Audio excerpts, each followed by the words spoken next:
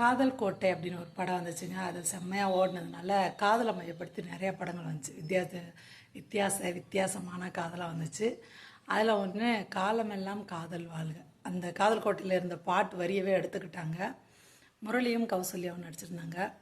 அது எப்படி கதைன்னா, அவர் முரளி பாடகர். அவருக்கு மறைமுகமாக கௌசல்யா உதவி பண்ணியிருப்பாங்க. கௌசல்யாவோட குரலை மட்டும்தான் கேட்டிருப்பார் முரளி. அவங்க முகத்தை பார்த்துருக்க மாட்டார். இருக்குது அவங்க முகத்தை பார்க்குறக்கு அவர் ரொம்ப ஆர்வப்படுவார். கௌசல்யா அவருக்கு அவர் முன்னாடி நான் தான் அப்படின்னு வராமல் அவருடைய நடவடிக்கைகளை கவனிச்சிட்டே இருப்பாங்க. அப்படி இருக்கும் பட்சத்தில் பாட்டால் தன்னோட இயக்கத்தை வெளிப்படுத்திகிட்டு இருப்பார். அப்படி ஒரு பாட்டு தான் ஒரு மணி அடித்தால் உன் ஞாபகம். ஒரு மணி அடித்தால் கண்ணே உன் ஞாபகம் அப்படின்னு வரும். அதில் ஒரு வரி இருக்குதுங்க. அடிச்சு கொடுதியா. உந்தன் முகம் பார்க்கும் முன்னே கண்ணிலந்து போகும் என்றால் கண்ணிரண்டும் நான் இழப்பேன் இப்போதே.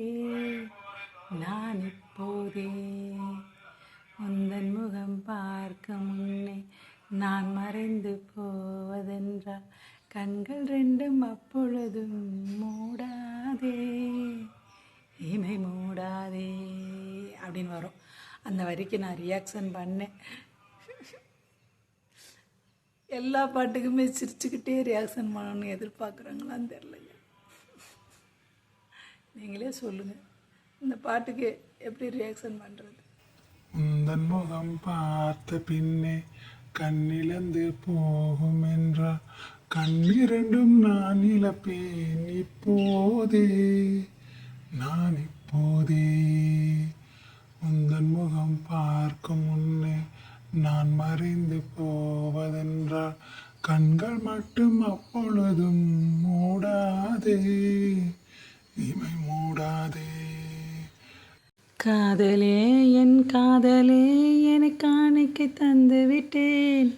சோதனை இனி தேவையா, சுடும் மூச்சினில் வெந்து விட்டேன்.